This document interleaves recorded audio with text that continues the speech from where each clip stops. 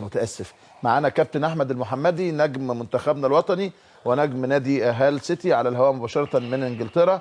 مساء الخير يا ابو حميد. كابتن احمد، ازي حضرتك؟ ازيك يا حبيبي؟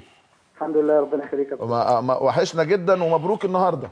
الله يبارك في حضرتك يا كابتن، حضرتك والله وحشني جدا. والله وما انا عرفت ان انت هتتجوز بعد اسبوعين، مظبوط؟ ان شاء الله نازل مصر تتجوز. الف مبروك يا ابو حميد.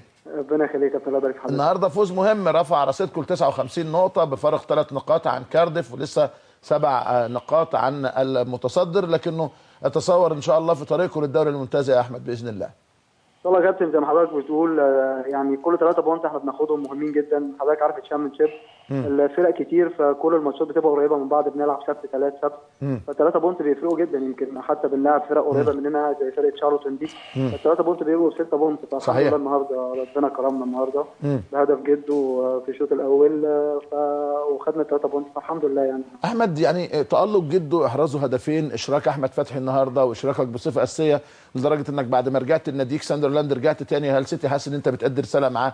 شايف انه بيدي لك ثقه وبيدي للجمهور ثقه وبيدي ثقه كمان في اللاعب المصري؟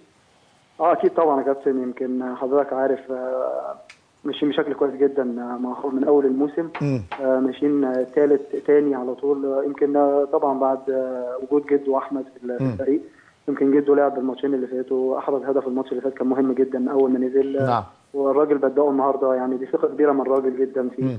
وبدأه النهارده واحرز هدف النهارده، فحاجه كويسه جدا بالنسبه له. بتخليه عنده ثقه اكتر. احمد النهارده نزل في الشوط الثاني في نص الملعب، ادى اداء عالي جدا.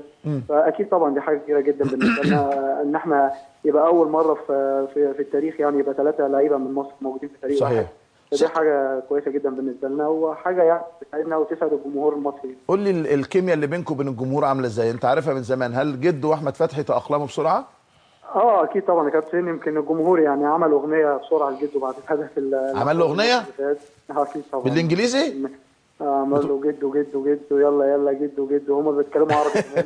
طب كويس. الانجليز نطقوا عربي، تمام، حلو. بالظبط يا كابتن. فيمكن حاجه كويسه جدا. فيعني ان شاء الله يعني الفتره اللي جايه نبقى عند حسن ظنهم ونقدم اداء يليق بينا كلاعيبه مصريه، ونبقى عند حسن ظن الناس هنا. شايف ستيف بروس ليه دور انه يبقى 3 لعيبه مصريين موجودين في النادي اللي هو بيدربه يا ابو حميد؟ اكيد طبعا يا كابتن. يمكن حضرتك عارف ستيف من زمان، وهو يمكن عينيه على اللعيبه المصريه وبيعرف يختار كويس جدا. فالحمد لله يمكن دلوقتي معاه 3 لعيبه من مصر، بنقدم اداء كويس جدا. فان شاء الله نفضل على الاداء ده لنهايه الموسم، ونبقى يعني سبب من الاسباب ان الفرقه تصعد البريمير ليج الموسم الجاي ان شاء الله. احمد، مبسوطين بيك. هني جده وهني فتحي وفرحانين جدا بيك، وان شاء الله عز وجل هنهنيكم اخر السنه وانتم صاعدين للدوري الممتاز باذن الله. ربنا يخليك يا كابتن احمد، ربنا يخليك يا كابتن. اشكرك شكرا جزيلا كابتن احمد المحمدي، تاكيد سفراء للكره المصريه طبعا. وبقينا مهتمين جدا بدوري القسم